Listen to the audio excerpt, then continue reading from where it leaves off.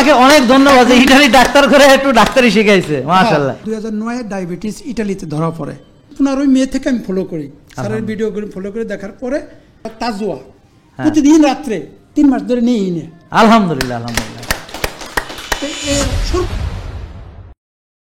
মানে এক শহরে থাকে আর কি, শহরে। জোরে জোরে আসসালামু আলাইকুম। ভালো। বছরে 2024 সালে আমি তাকে ভিডিও ফলো করি এবং আমার 2009 ডায়াবেটিস ইটালিতে ধরা পড়ে। তো অনেক ওষুধপাতি দিছে, ইনসুলিন দিছে, কোথাও কাজ হয় না।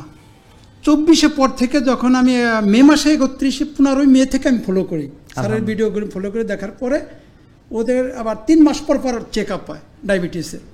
চেক আপ দেওয়ার পরে ওরা বলতেছে কি তোর এত পরিবর্তন হলো, কারণ কি? সামনে রোজা চলে আসলো, রোজা থাকলাম, আমি শর্টে জিনিসটা নিয়ে আসতেছি। আমার বলছে ডাক্তারে যে রোজা থাকতে পারবে না। কেন? না, তোর খেতে হবে সব সময়। যদি আমি মরে যাই, মরে যাব, আমি রোজা ছাড়তাম না। তা আমি প্রতিদিন 40 মিনিট করে হাঁটে যা পরে রোজা থাকি, নামাজ পড়েই একবেলা খাই। খাওয়ার পরে দেখি কি আমার পরিবর্তন হওয়া যেতেছে। আমার 83 কেজি ছিল, আজকে মাপ দিয়েছি 70 কেজি, মাশাআল্লাহ। 13 কেজি। তো এখন আমার খাওয়ার রুচি, ঘুম আছে, সব কিছু আছে, কিন্তু আমার হিমোগ্লোবিনটা এটা একটু বাড়তি।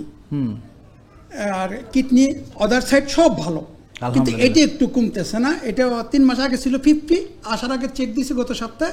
আমি গত পরশু দিনে এসে নামছি আইসি স্যারের উদ্দেশ্যে দেখানোর জন্য। আইসার রিপোর্ট সব চেক আপে দিয়েছি, এখনো রিপোর্ট হাতে পাইনি, ইনশাআল্লাহ। এখন মানে আপনার যে ডায়াবেটিস ভালো হলো, ডাক্তাররা কি বলে?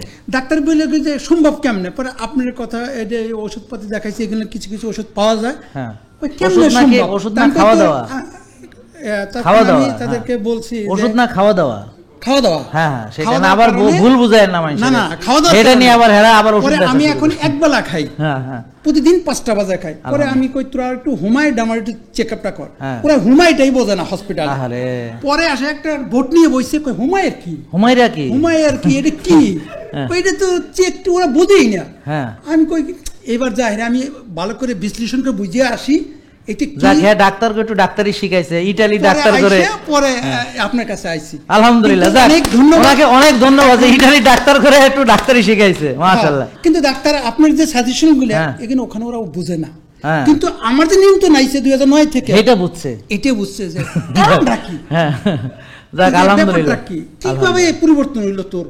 আগে কিডনি ছিল আমার 1.82, যখন এটা ফলো করছি আইছে 0.092, মাশাআল্লাহ। তখন ডাক্তার বলে কেমনে সম্ভব?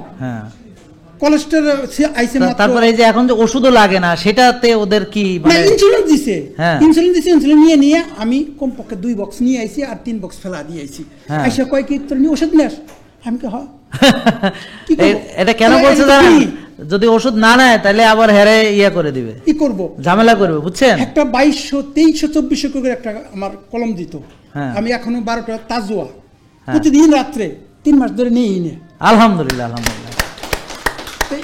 সর্বদিকে মানে শুধু এখানে একটা মেটফরমিনের ট্যাবলেটটা খাই, আর প্রেসার ওষুধ। অসুবিধা নেই, আজকে এসেছেন যেহেতু আপনাকে আমরা দেখে যা যা দরকার পরামর্শ দিব, ইনশাআল্লাহ একদম সুস্থ থাকবেন ইনশাআল্লাহ। থ্যাংক ইউ, অনেক ধন্যবাদ, অনেক ধন্যবাদ, জাযাকাল্লাহ।